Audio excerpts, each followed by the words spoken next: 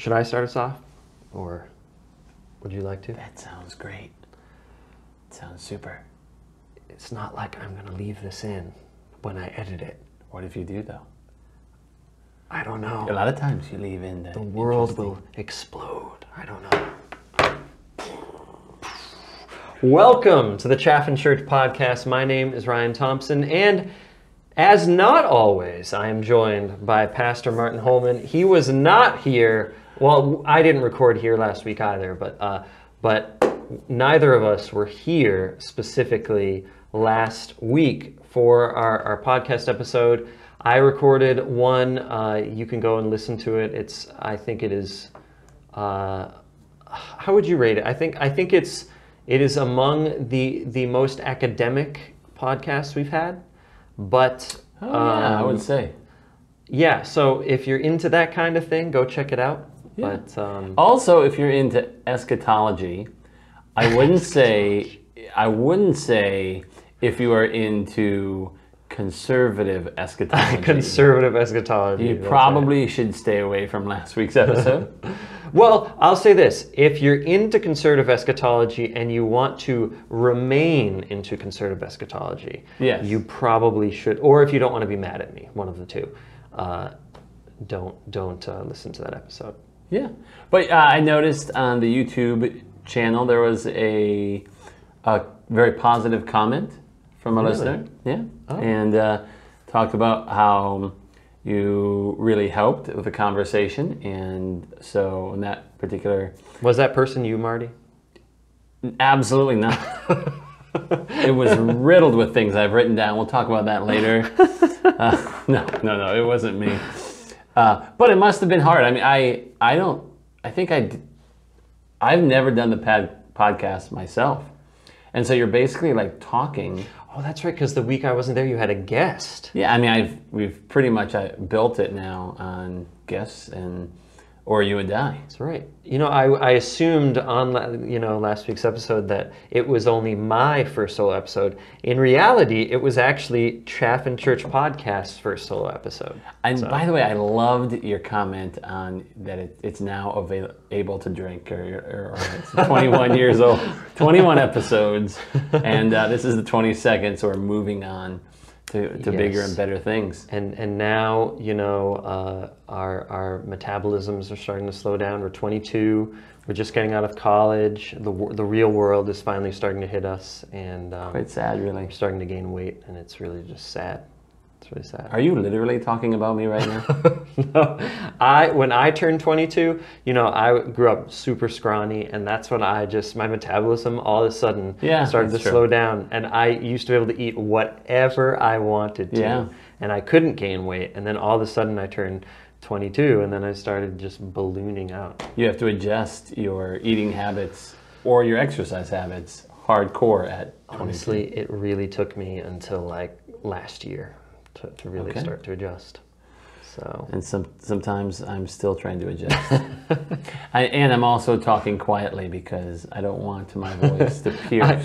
I told Marty before we started recording today that Marty's voice was super, super loud on several of our previous episodes, and so I actually ended up having to turn his mic down in the recording process just to compensate for that extra volume.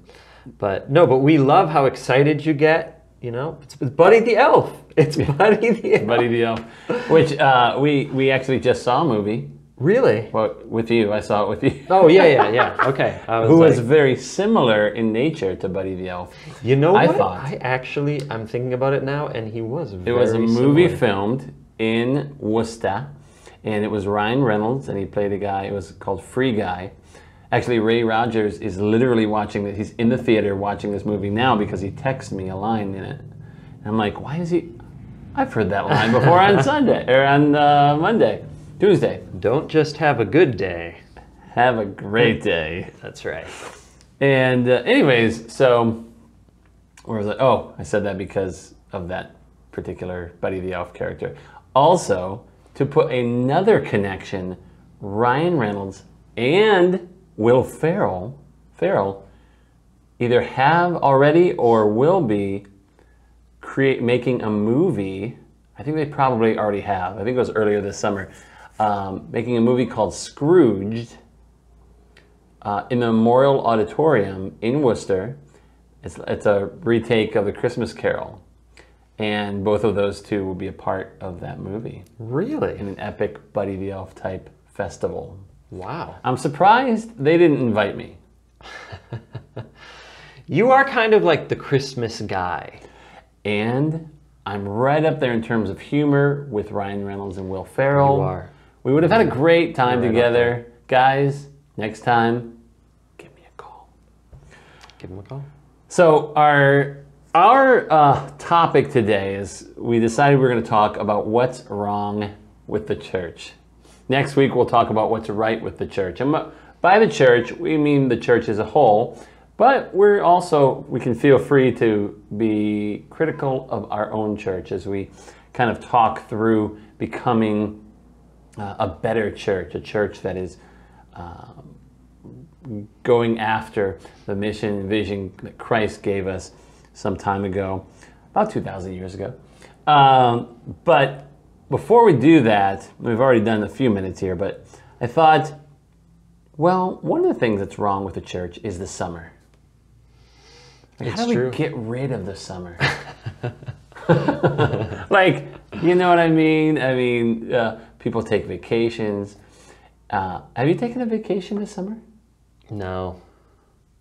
No. Do you feel burnout? No. That's awesome. I rarely do too. I rarely feel burned out either. Two or either? Either. Okay. Either. But I have taken a vacation to Normandy Family Campground. Yeah, how was it? It was great. It was fantastic. When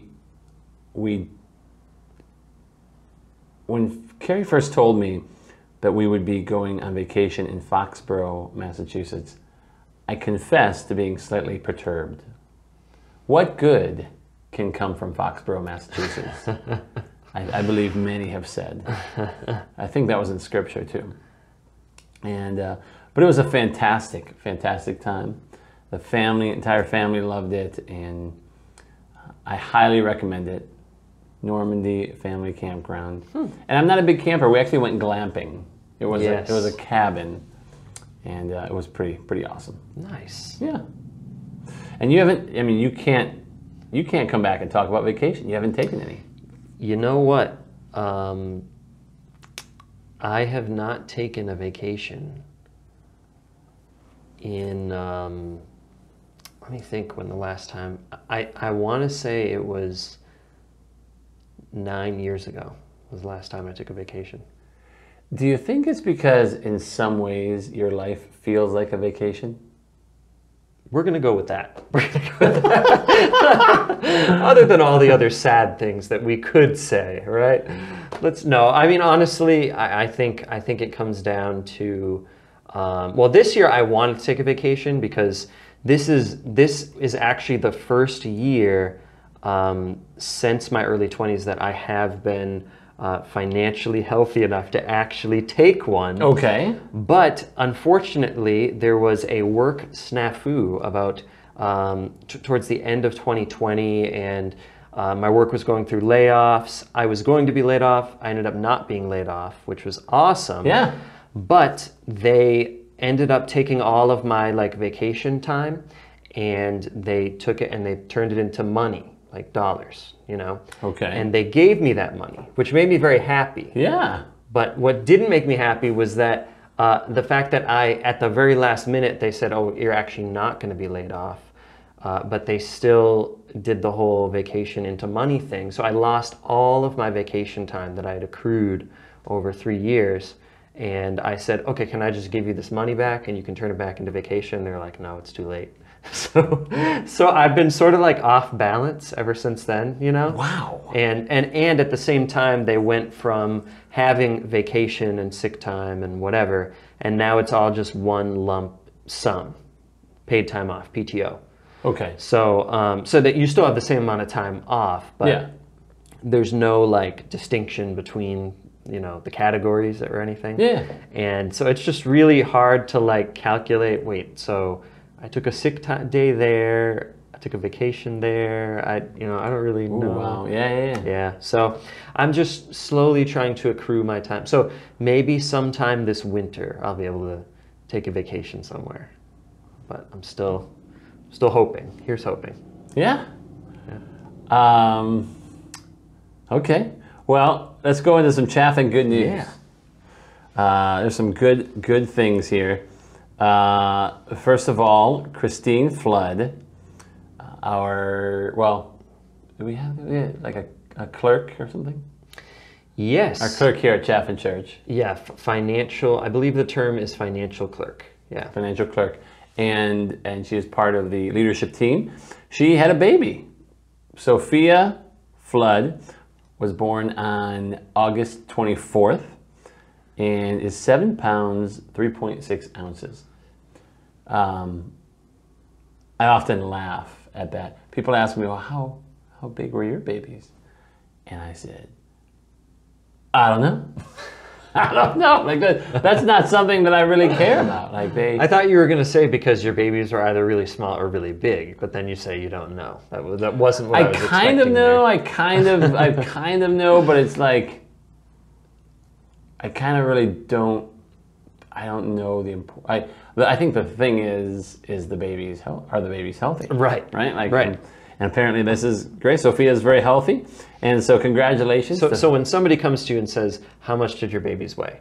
you could just say something like, "Somewhere in the healthy range." There is that kind of how you do it? I actually know because Carrie told me. Because when somebody asked me, I couldn't remember from, and 6.9 and 5.9. Oh, okay. Okay. Well, there you go. There you go. Yeah.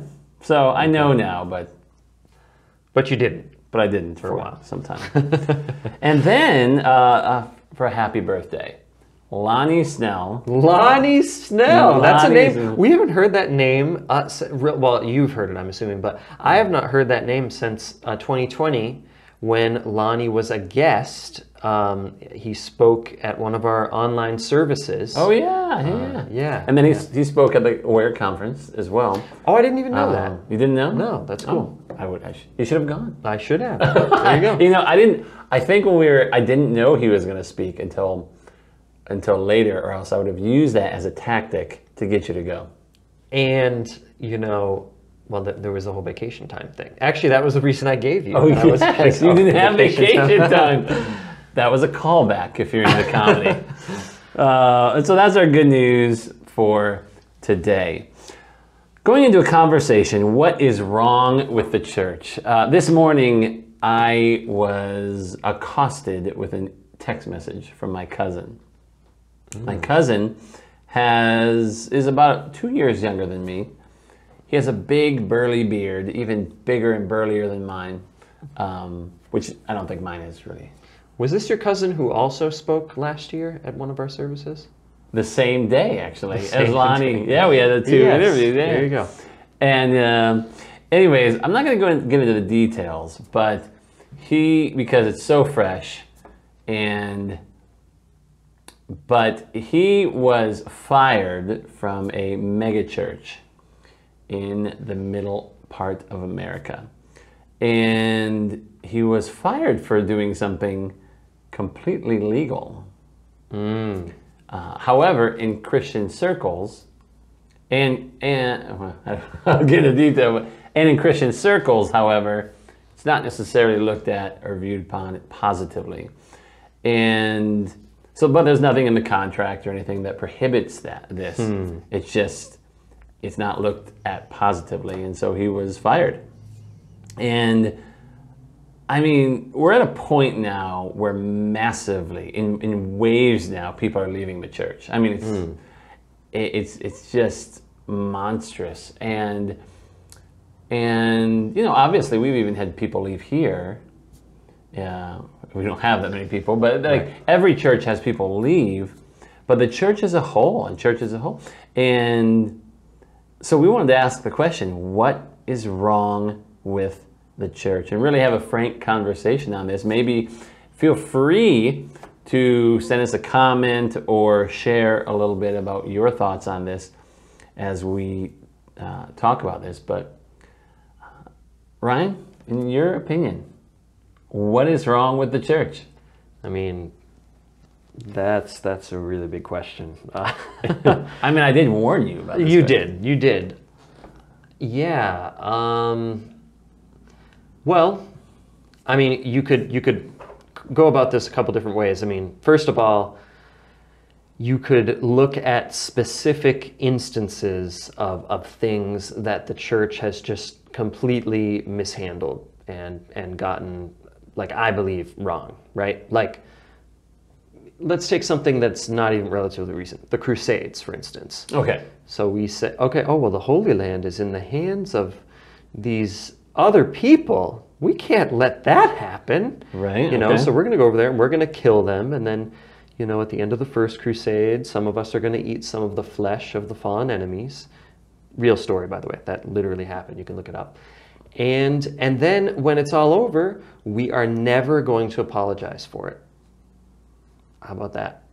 Okay. You know? So, like, and I know it's sort of like a classic move for someone to reach back to the medieval ages, right? And grab something from there. I think it's a good example, and then we can move toward modern. Well, it's a good example because it's one of the worst things that the church has ever done, in my opinion. Correct. It led to the deaths of probably tens of thousands, maybe even hundreds of thousands of people. I don't have the figure right in front of me. But I guess, you know, my issue with the church today is similar to sort of my issue with the church back then. It's that overall, you know, the church tends to be run by a small minority of very vocal people who are good at talking, people who are spellbinding speakers, you know, people who are leaders and leaders in the sense of, yeah, they're just good at talking. Is basically they're good at talking. Some of them are taller. There's a lot more males in leadership in the church. There's a lot more white people in leadership in the church than there are people of color. And well, I think it depends on the church. Oh, well, yeah, and again, we're talking capital C church here, right? Right. And so I kind of reach towards, I was reading a study a few years ago on CEOs, and amongst CEOs, there is I think it's like a 500 or 600% higher at the very least, or what was it? No, it was 50 or 60 times higher rate of people being either psychopathic or sociopathic amongst CEOs. Amongst CEOs. And most of them have a very particular personality type as well. Exactly. And so, and I think that study, they were going to do the second sort of step of that. They were going to be studying world leaders the same way. Okay. I don't even know how they went about this, but I'm willing to bet that if you studied leaders in the church, especially the leaders who lead the largest churches, the largest denominations, I think you would probably find some of the same things. You know, because really, when it comes to organizational life, like if you really think about it, practically speaking, the direction that an organization is going, it's really a lot of it is up to the leaders. And so when there's a major problem with an organization, we have to look to the leadership of that organization and say, what are these people doing? You know, and so. So I think the leadership of the church over the years, but even now, has a lot to answer for, you know. So that's leaders of denominations, of megachurches in particular, you know, these large, powerful groups of people. I think we got to look at the leadership. All right. Well, so what's interesting is that is true about dying churches as well, right? It's true. Right? It's like true. dying churches, you look at the leadership. Anything, you look at the leadership, including Right. the United States, including the United Church of Christ, including like United anything, right? Like any Right. denomination or group, or you always look at the leadership. And so I guess, how do you, so sticking with wrong, right? Literally, I've watched as the last 20 to 30 years, leaders have fallen. And by fallen, I mean any number of ways. It's usually about sex or money.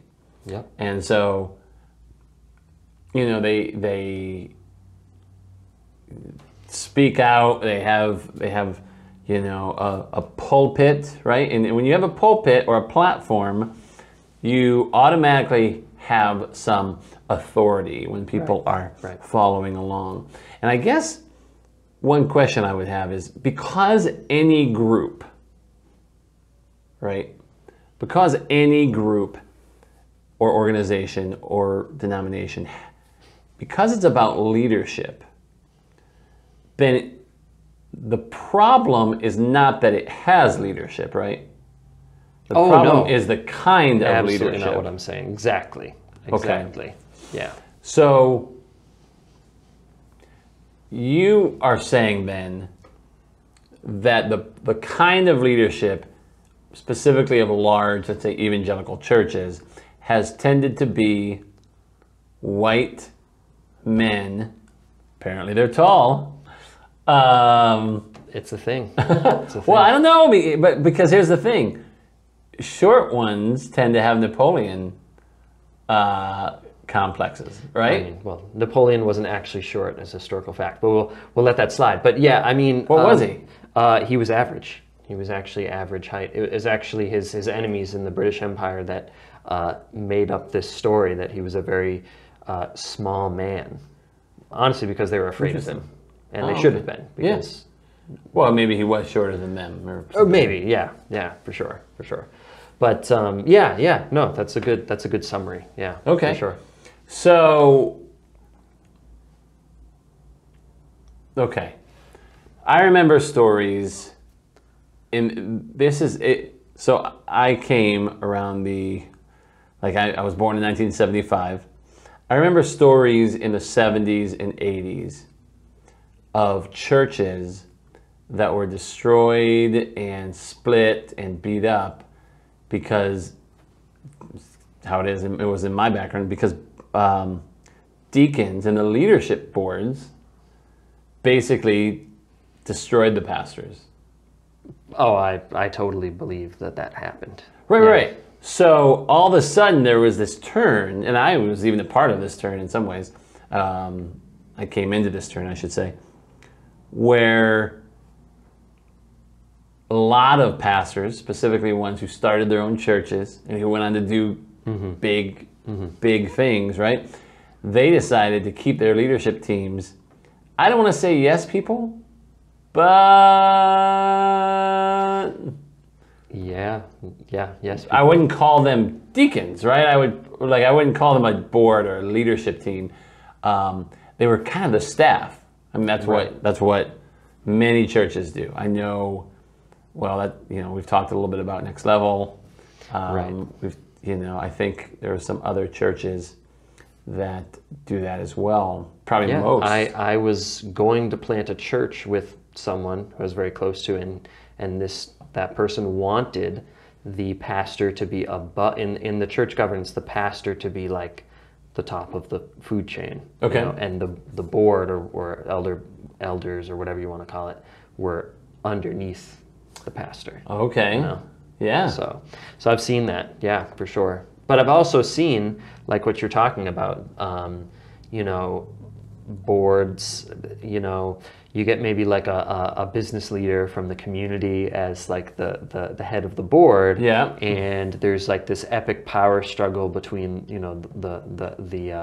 the chair of the board or the moderator of the board and the pastor. Yeah. It's just such a classic narrative, and it's all over the place. I work for a church denomination, and I see that at least 10 to 15 times a year where a pastor will leave a church because of some sort of heavy conflict that they have with the moderator or the chair. Yeah. So, wow. So that's a problem. Yeah, I mean, so okay, those are two kind of different sides, right, to the same problem, which is leadership.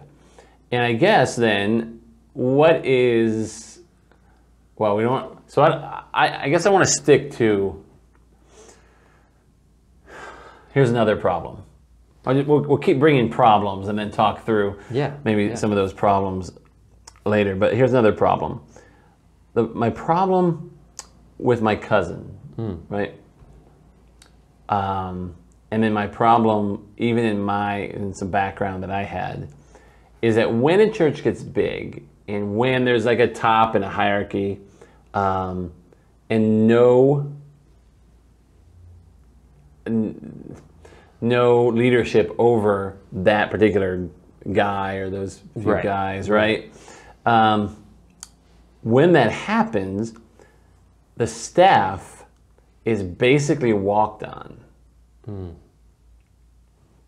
Okay? I was a part of a Marco Polo chain. If you don't know what Marco Polo is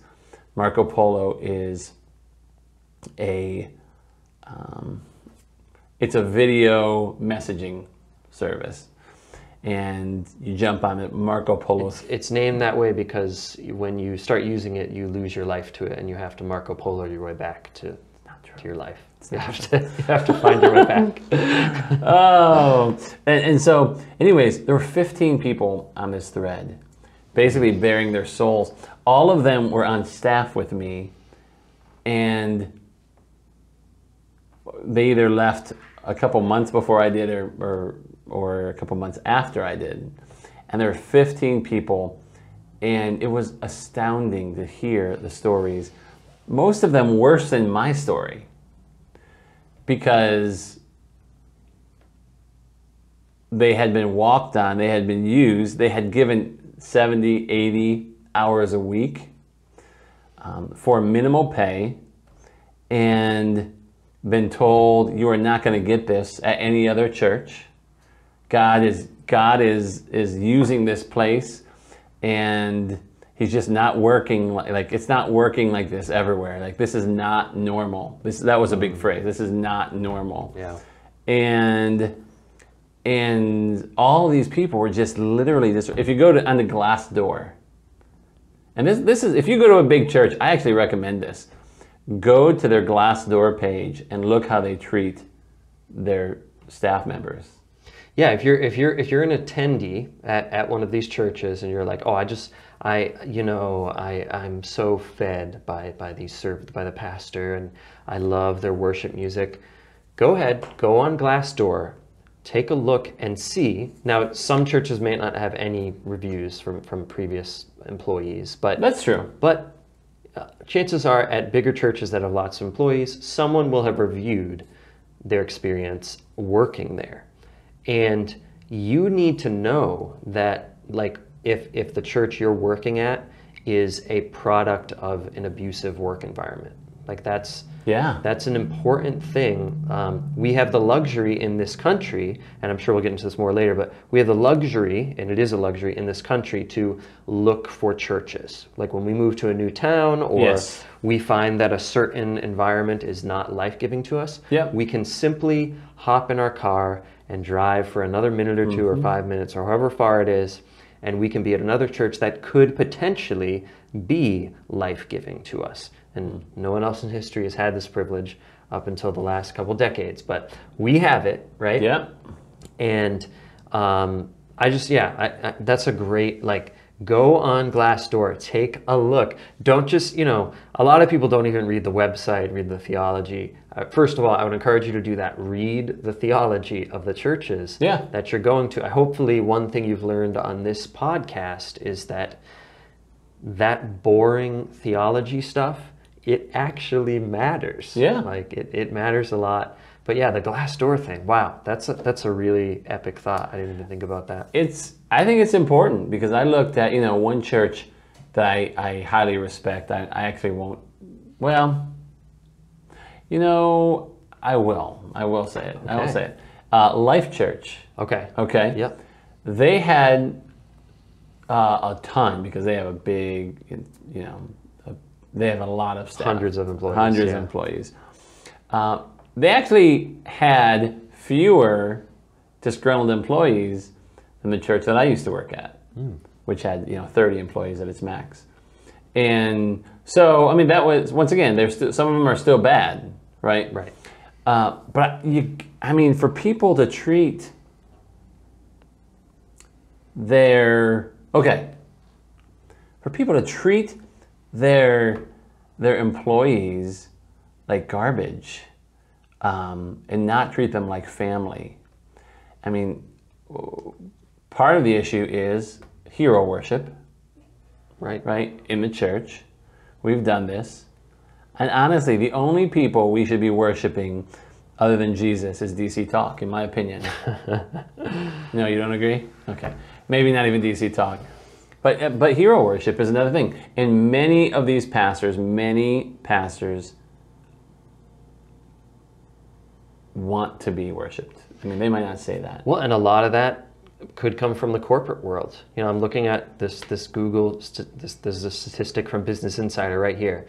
Amongst Fortune 500 companies, the average CEO to average employee pay ratio is 299 to 1. Wow. 299 times. So the CEO of these companies are making 299 times as much money as the average employee in their company. Wow. And so, and you know what happens at a lot of these big churches? We're gonna let you in on something here, you guys. The term leadership, okay, at some of these big companies, some of these big churches rather, comes down to sort of like how many people can I influence? What is the highest quantity of people that I can influence, right? That's sort of like the apex marker of how good you are at leading, right? It's not about, hey, how many people can I lay my life down for? How much of the kingdom can I bring here? It's like just how many people can you influence, right? How big of a crowd can you get? And what's really sad is because that is so elevated in importance. And Marty and I have both seen this. We've experienced it. The health and well-being of the other employees, and another group we're leaving out is volunteers. So, key leaders, we'll say. Yeah. The health and well-being of key leaders at the church that are under that upper echelon of leadership at the church is routinely just, at best, completely ignored. Yes. But at worst, sometimes deliberately trampled on. So we're sticking with this leadership theme here, right? Yeah. And I mean, you've experienced that, right? Am I right in saying this? I mean, you are not wrong. Volunteers are expected to be in kids ministry, every week, because it's only going to do them right. It's only going to be good for them. We want something for them, right? But the thing is, I feel like for every step you go into an organization, you take a step outside of walking with your neighbors or your neighborhood, right? Or I should say community in the way our world works. And so, I know I made a joke earlier about vacations and summers, right? But I do think that there's something to be said about walking and living a Christian life 7 days a week, right? And we are doing ourselves an injustice if we say the only place, this is where you need to be, because it really just feeds the egos. I mean, when I have a bigger service, right, it's feeding my ego. It is just, Now, that doesn't mean that people shouldn't gather together. I think that's scriptural. Right. But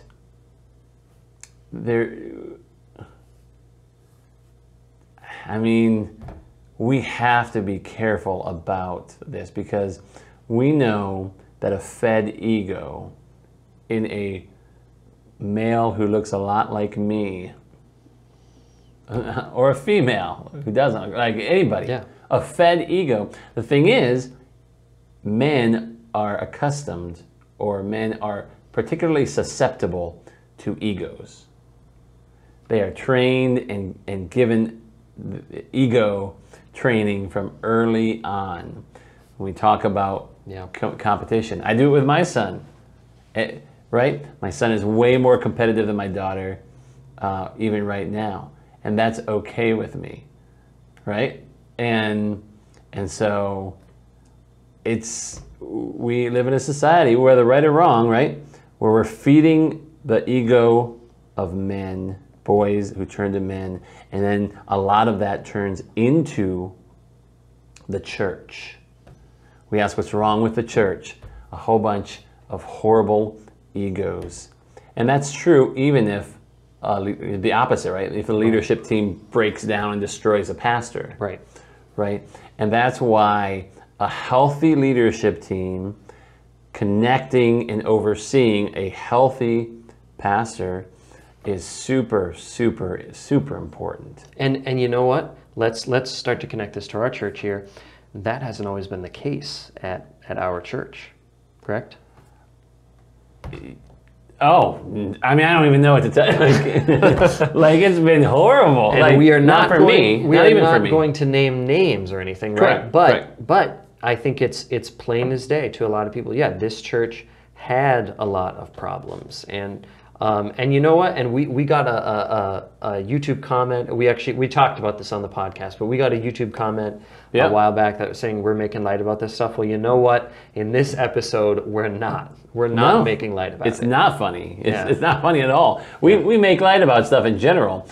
So I would say this. When I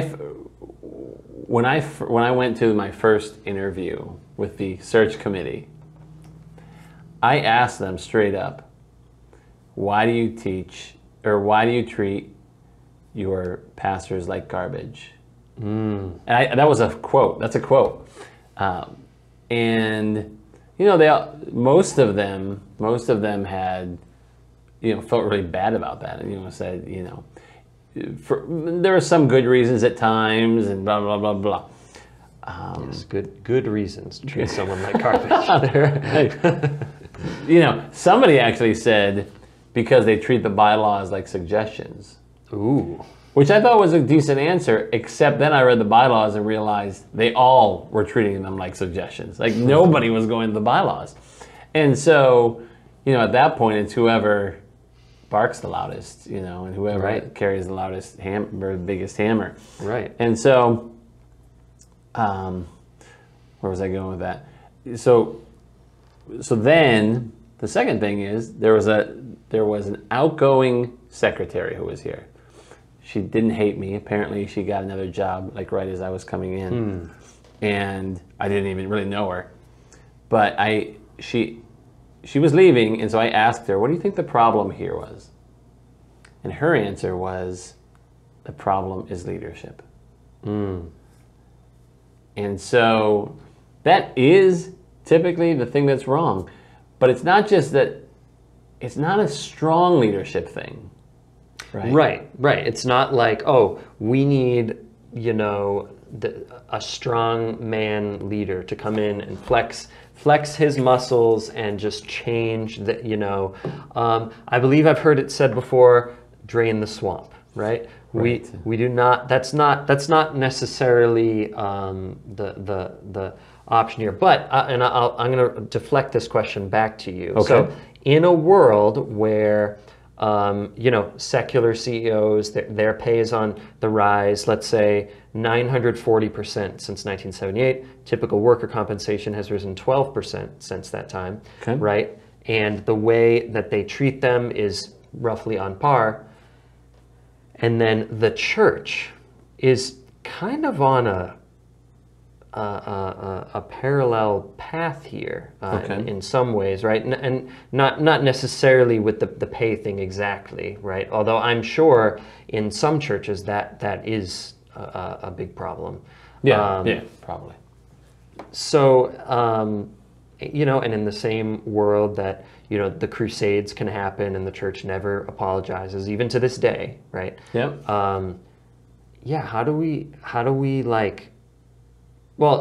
move forward? You and literally me and you, Marty, but also how do our viewers and listeners respond to that? What can they do about this? What we're talking about? Well, a couple of things. The Glassdoor thing is one thing, right? I think that's important. But let's say your church is small and probably doesn't have any Glassdoor things. I would meet with your pastor. And I would meet with your leadership team. Like maybe one at a time. Figure out who it is. And in the course of those meetings, obviously the goal is not divisiveness, right? Divisiveness doesn't help a church at all. It actually hurts a church. Mm-hmm. But at the course of those meetings, you begin to find out and can ask questions regarding health. Right. Ryan, do you feel used here at the church?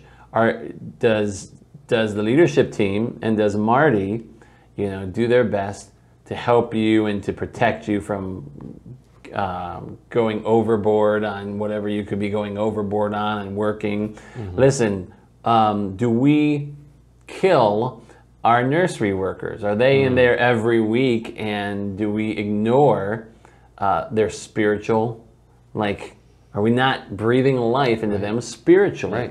Right.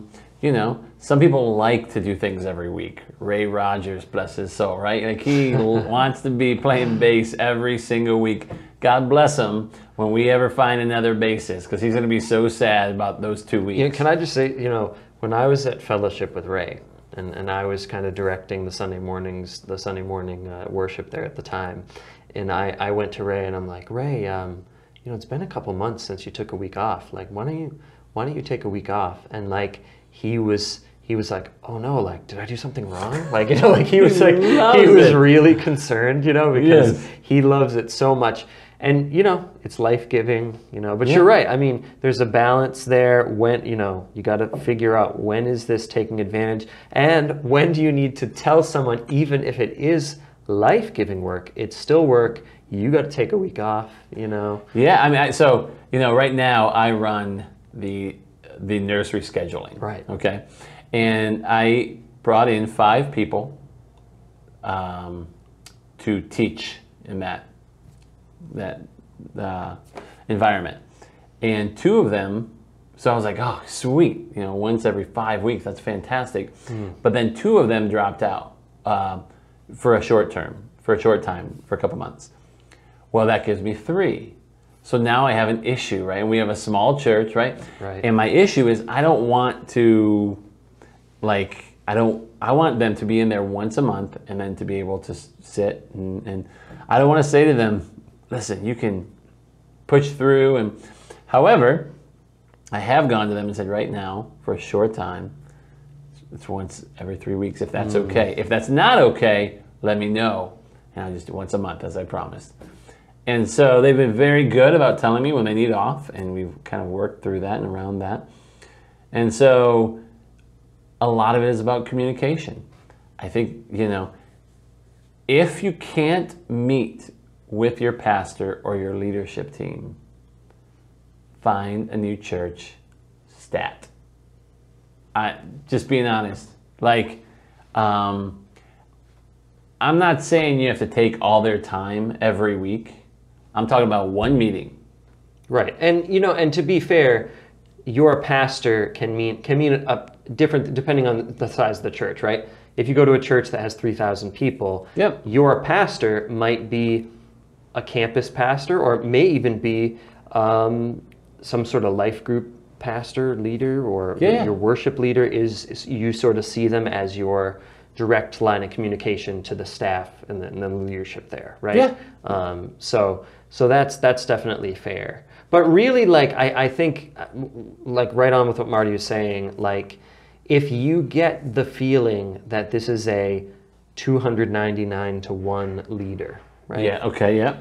Like what you're really looking for is a 1-to-1 leader, right? Someone who's going to treat you like a human being, Yeah. who actually cares, like people over systems, right?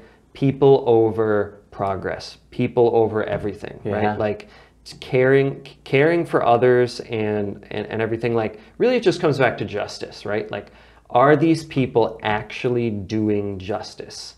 And are the systems that they are creating and perpetuating, are they, loving mercy, doing justice, and walking humbly with God?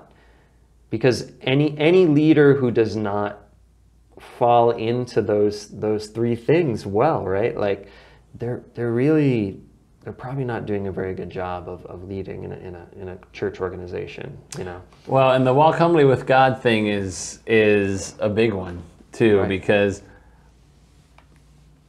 because somebody's on stage doesn't mean they're humble at all. Right. I mean, it just doesn't. But I know a lot of pastors of, I would not look at Andy Stanley and say, oh, that's a guy who doesn't have humility. Like, Right. You can kind of feel when somebody speaks, Right. whether they have humility or not. And now somebody could also be a good faker, right? Like, and That's so true. there's that. But I've gone to big churches where like 50% of the people in the room really felt that the person speaking had a humility problem, right? And humility is so important. Walking humbly. One of the things we're talking about this week in church is the story of Naaman. And Naaman was a Syrian general who had leprosy and who was told by his servant girl, who happened to be a Jewish girl, told that there's a prophet who could heal him. So he goes and he talks. So first of all, Elijah, I think it's Elijah, could be Elisha. Let me see here. I make sure to read it right. It is Elisha. Elisha. Okay. Elisha. Elisha doesn't even come out to meet him. A general. He sends his servant, Gehazi. And Gehazi comes out and says, my master, Elisha, says you need to dip 7 times in the Jordan River.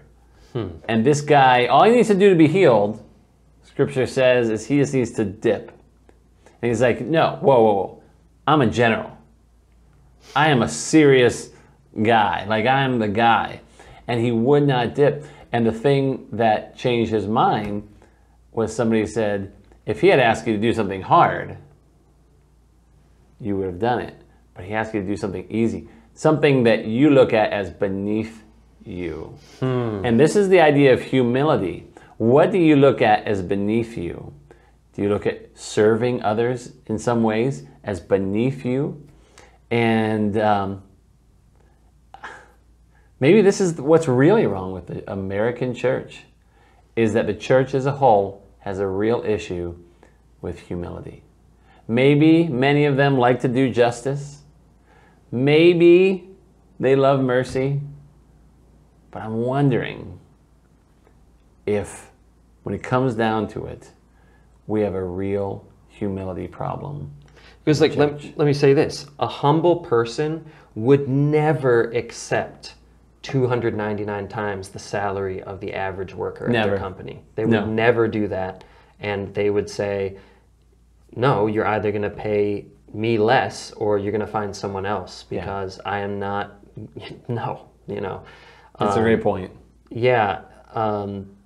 And not, you know, again, not that, I don't think that the gap is that wide in most, well, really in any church, but in megachurches in particular, you do hear stories about some of these pastors making well into six figures, which I don't necessarily think that the number itself is that important. But when the rest of the employees at the church are making, who may or may not be just as well educated and as well qualified as that person, they just don't talk in front of people on Sunday mornings, make less, much less than, you know, that could be a problem.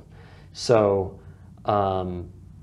yeah, definitely. I love the story about Elisha and the general, though. Yeah. Because and humility is definitely huge.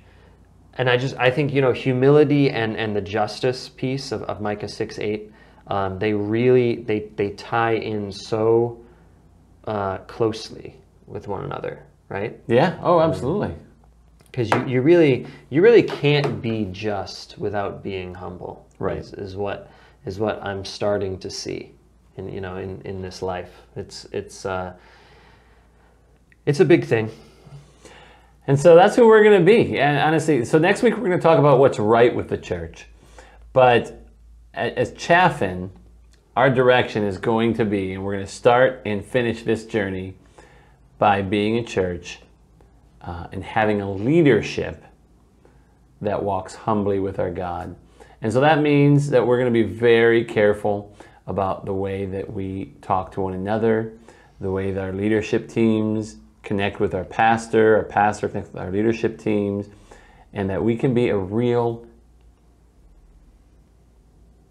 gateway to allow God to move the way He wants to move, as opposed to, hey, this is my thing, or my, one resource I think would be amazing if you would check out, because it's so powerful. The podcast, or maybe we've even talked about it here, The Rise and Fall of Mars Hill, and anywhere you can get podcasts. It is one of the greatest resources as to what is wrong with the church that you will ever hear. Have you heard it yet? I have not. You have not? Honestly, I have not heard it. It is unbelievable. This is one of the biggest, most influential churches in America for several years in Seattle, which is kind of shocking, but it is exactly what not to be a part of. Right. Well, I actually have two recommendations along with that. Okay. So two books, both by the same author. One is called Emotionally Healthy Spirituality, and the other is called Emotionally Healthy Church. Okay. Both by a guy named Peter Scazzaro. Okay. And I've read both. The Emotionally Healthy Spirituality I read a really long time ago, but I read Emotionally Healthy Church within the last few years. And if you're interested in anything that you've heard us talking about today, you have to read this book. Like, it is right on with, and I'm sure some of what we'll talk about, what's right about the church, will be in that book as well. So definitely pick that up if you get the chance. It's really, really well written and really cool book. Awesome. Well, that's what we got for you today. Thanks so much for listening to the Chaffin Church podcast, as we talked about what is wrong with the church. Once again, just want to share, we don't know everything. Just most things. Just kidding. No. I was wrong once. I was wrong once. Yeah, so we don't know everything, but we are thankful to be able to have this forum to discuss things. And if you have any questions, feel free to send us an email and at chaffinchurch155@gmail.com. If you are encouraged by this, we'd love it if you could give us support at your own free will. You could do so by financial support by going to chaffin.church/giving, or you can text any amount to 84321, or our address is 155 Shrewsbury Street in Holden, Massachusetts. Wow, 01520. Usually people forget the zip code, but you forgot the town. I forgot the entire town. Where do I live again? And then also, if you enjoy this podcast, please give us a review, either on YouTube or on Spotify. I don't know. We've talked about Spotify, whether we can. I know you can rate us and review on Apple Podcasts, but also feel free to subscribe to YouTube, which we did get another few more subscribers. Nice. And so feel free, push through, check it out, video and audio, some good stuff, and we are thankful for you. So, as we leave, I'm going to say this. This has been good news. Now go and give some out.